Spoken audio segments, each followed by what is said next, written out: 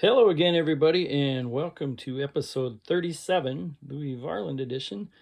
I guess I'm a little excited with the Twins winning their playoff series. Thought I might not be doing this, but I'd be watching a game 3, but they did it in 2 games, so a lot of fun. The state is abuzz right now, but we are going to go through some more cards in that 71 vending box. Not a whole lot left in there. Here are some of the highlights. See all those Rod Carews and Stargills. And here's what we're lacking is bench Seaver K-line. Done well with Santos. And then after that, today we're going to go through my 1965 set. We're just going to start with half. So we'll do the National League today as I've got them in teams. You can see the old 65 pack. Just wanted to give a shout out to SCD. Came out with their 50th anniversary edition. I thought that was pretty cool. I've been a subscriber, at least a reader, since the 70s. Me and friend Todd back in high school, junior high even, subscribed and have been reading that ever since. But let's see, we've only got that many cards left, so I think we'll do half today. That half, huh? That's too many. We'll go right there. Maybe we'll get this in thirds. We'll get this many today. See what we get. If I get to 10, I'm going to put them back. So we've got Phillies rookie card there. Willie Montañez, Joe Liss. Got Jose Arcia. It's like a nice condition card. Got a Mike Corkins.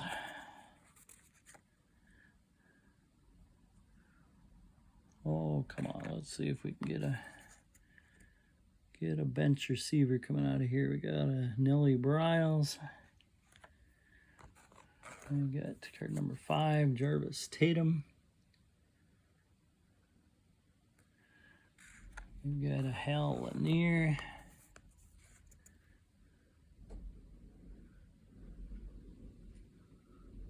Nice card. And we got a Ron Santo, so that is our 6th Ron Santo. That's pretty nice. I know the Santo's been perfectly centered, but it's not a badly centered card. Little weights on the corners there. Got a Billy Wilson. That's card number 8. Got a Tommy Davis. Number 9. I think I get that 12 out here. I guess we'll go with that. We've got a Dave LaRoche. Really well centered. A Jack Billingham. Some pitcher and an Angels rookie card. So we got one Hall of Famer. Ron Santo. Yeah, not a huge other. As far as star power goes, a few decent cards. But that's what we get for buying a pack. I guess a little more, 12 cards that pack today. So with that, let's turn things over to 1965. So this is the first year of cards there were where I was alive. Was 1965. When we start out here with leaders cards. Got a Twin as a batting leader in Tony O and the home run leader in 64 for the 64 season in Harmon Killebrew. Got a Clemente and Aaron on the NL batting leaders. This was Brooks Robinson's MVP season, led the league in RBIs. He was second in batting average. And since our last episode, actually the day I did the last episode where I did the all-time third baseman, and he was 5th on my list. It was the day that he died, and I noticed a lot of people doing tributes to Brooks. I just wanted to show my favorite Brooks Robinson card, and it's not actually specifically a card of Brooks, but it was a 67 card where the Orioles end up winning the World Series, and look at that air time. Look at him up in the air. Shows that Brooksy was quite an athlete as well, celebrating after they won the World Series, coming over from third base to the mound. So there's my little Brooksy. And there's the NL MVP right there in Ken Boyer, helping the Cardinals win it all. Ending that Yankee streak. You got those great Dodgers. Koufax and Drysdale as the ERA leaders. We'll move that 65 pack off as we turn the pages. The wins leaders, Al Downing for the Yankees is the strikeout leader, and Bob Beal beats Gibson and Drysdale in strikeouts. And that 65, it wasn't my favorite 60 set as it is for some. I like it, but I like 60, 63, 67, 69 better. But I think when you show this in teams and show like the Cardinals here, I mean, those cards just look cool. So I got the cards in teams in order of finish, and since the Cardinals win the World Series, the National League gets to go first. And that's just how I put them back in the day. This is a set I probably worked on for 25 years and was really close, but I actually just finished not too long ago. Lou Brock, Kurt Flood, Mike Shannon before he was a third baseman. That was the outfield of the Cardinals. Pretty tough. Shane Deese wasn't the manager in 64, but came over in 65. And then their pitching staff, led by Bob Gibson, who won Game 7 of the World Series. There's some of the relief. And then the rookie cards has got one real key one there in Steve Carlton.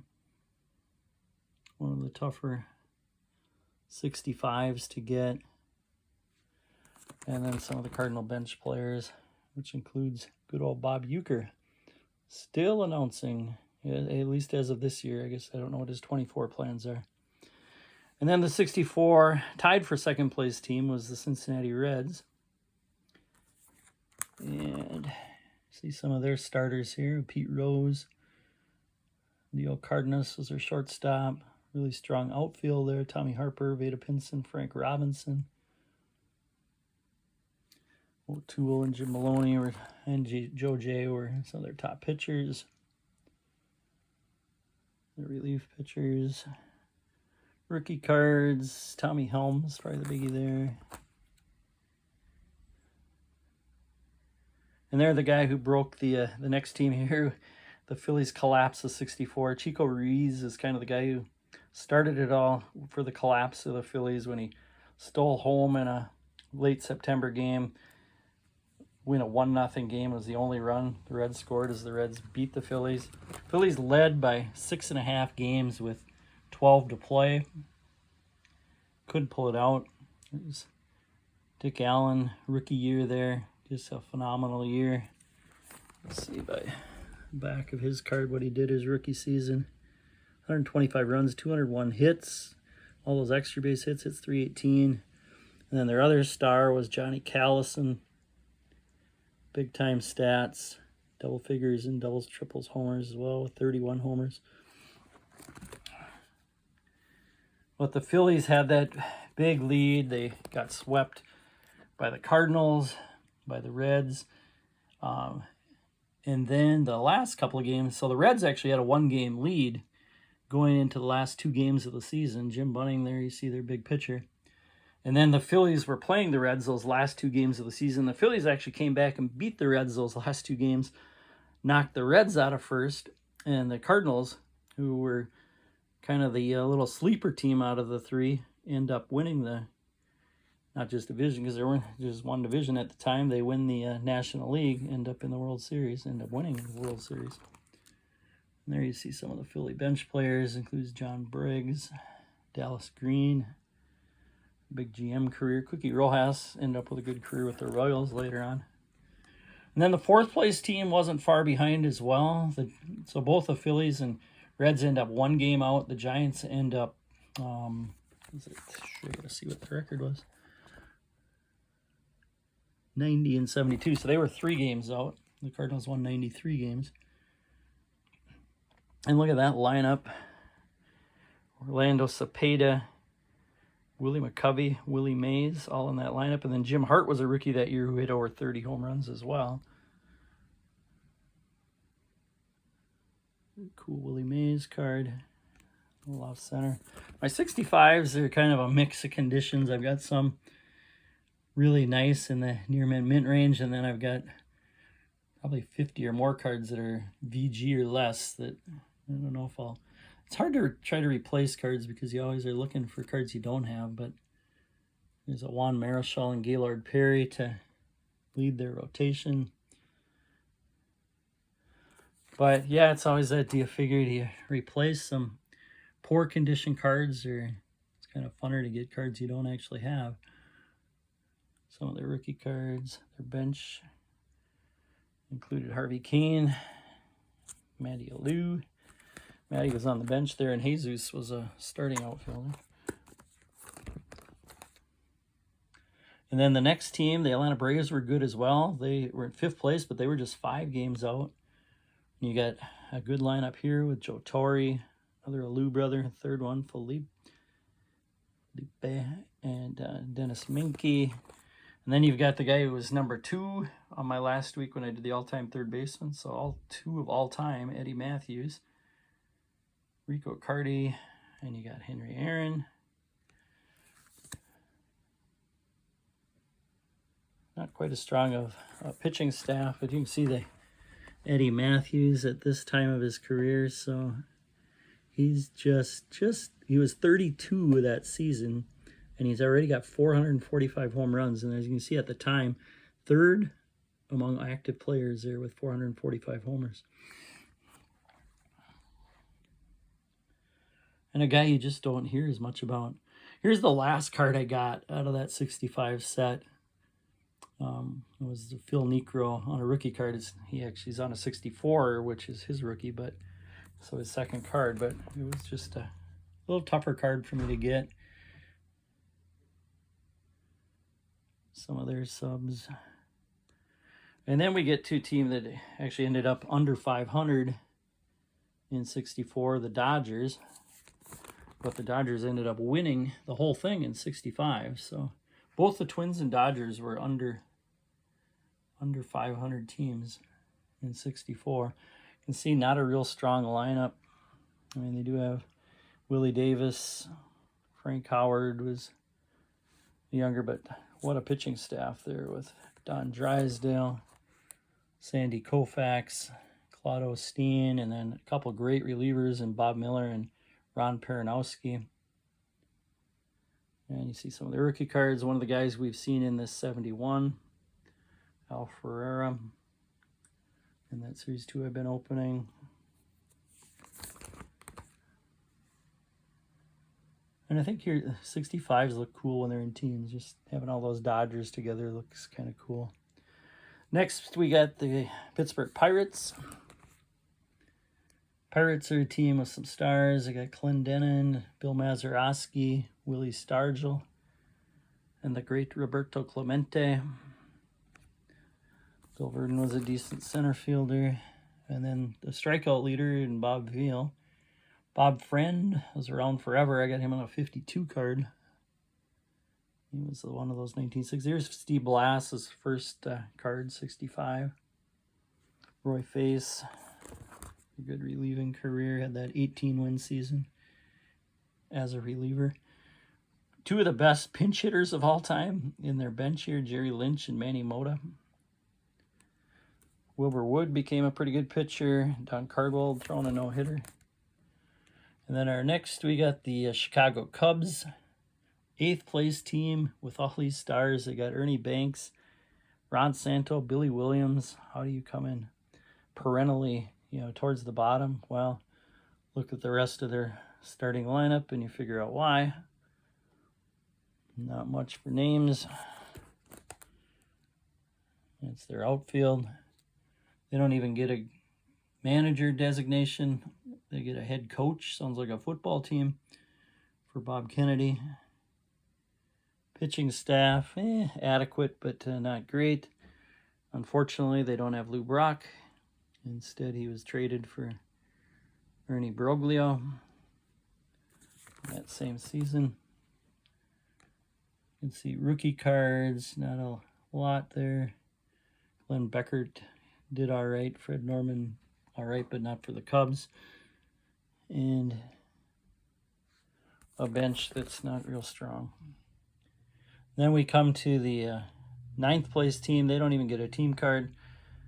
They must have been changing their name here because the first series cards, which Walter Bond is from, has caps that list them as the Colt 45s.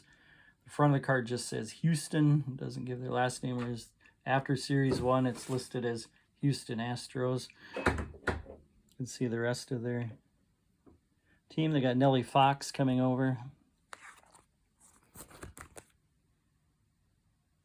Rusty Staub.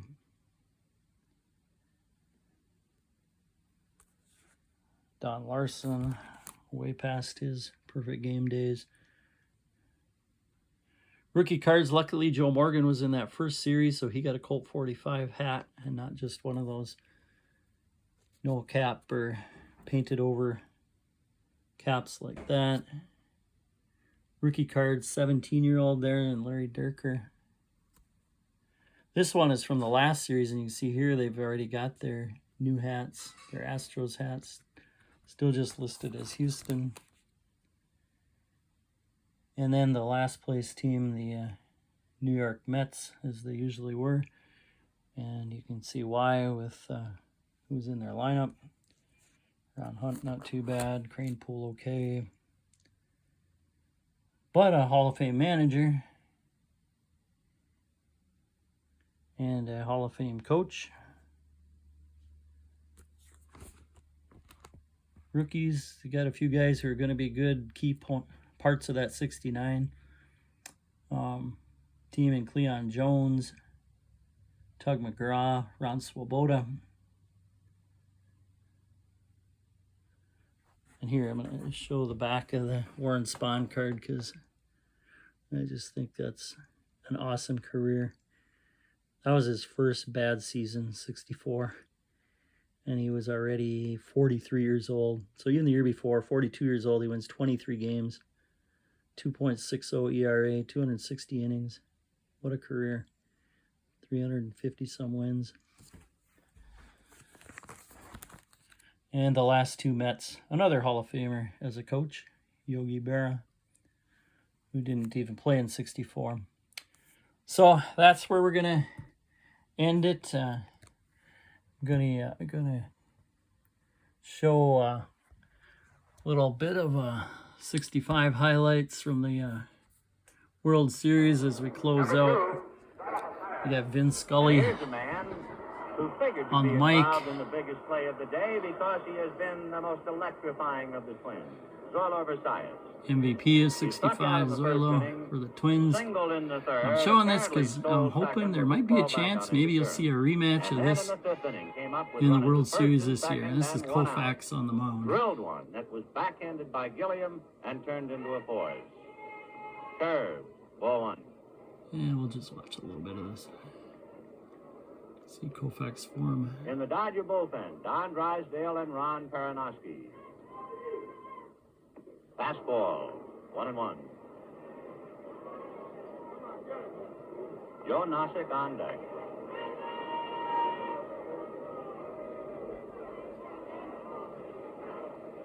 Fastball bunted foul to Jim Lemon, 1-2.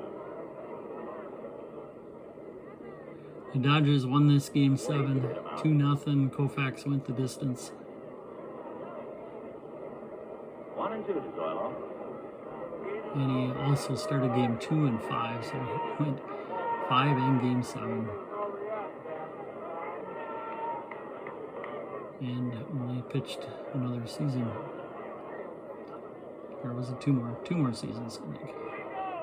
Driven to deep left field. Johnson goes back to the track and makes the catch. This in old Met Stadium. I went to the very last game in Met Stadium. I drove there. That was my 10th grade year, so I was 16. My friend, I think, just gotten his driver's license. Must have, because I wasn't 16 when I was 16 yet. And I think he had a September birthday, so we got to that game. Skipped school. All right, that's it for today. We'll see you again next week. Hopefully the Twins will still be alive. Have a great week, everybody.